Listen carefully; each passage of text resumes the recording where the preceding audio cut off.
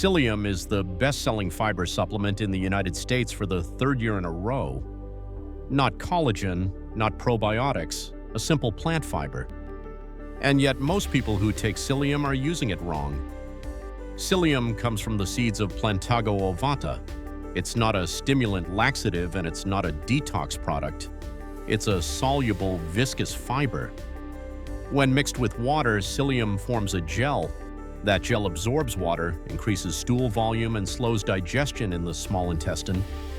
This gel-forming effect is what makes psyllium so effective. Psyllium became #1 in the USA because it does three things very well. First, it regulates digestion. It helps with constipation and mild diarrhea by normalizing stool, not forcing bowel movements. Second, it lowers LDL cholesterol. Psyllium binds bile acids in the gut, which forces the liver to use cholesterol to produce more bile. That's why psyllium has approved health claims related to cholesterol. Third, it helps control blood sugar.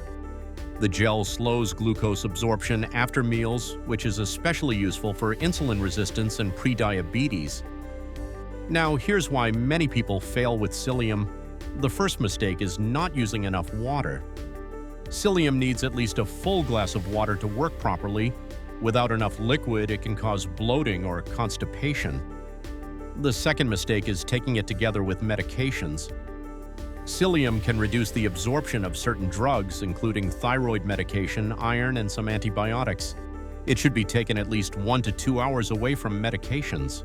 The third mistake is expecting instant results. Psyllium is fiber, not a stimulant. Its benefits build over days and weeks as the gut adapts. The fourth mistake is relying only on capsules. Capsules are convenient, but they are often underdosed. An effective amount usually requires several grams, which is easier to achieve with powder. To use psyllium correctly, start with 3 to 5 grams once per day. Mix it with water or yogurt, drink it immediately, and follow with another glass of water. After about a week, the dose can be adjusted if needed. Taking psyllium before meals can help with blood sugar control. Taking it in the evening can support regular bowel movements. Psyllium is safe for most people, but caution is needed if you have swallowing difficulties, bowel obstruction, or unexplained abdominal pain. Psyllium isn't trendy and it isn't exciting, but it's America's #1 fiber supplement for a reason. When something simple survives decades of use in clinical testing, it usually works. Use it correctly and it earns its place.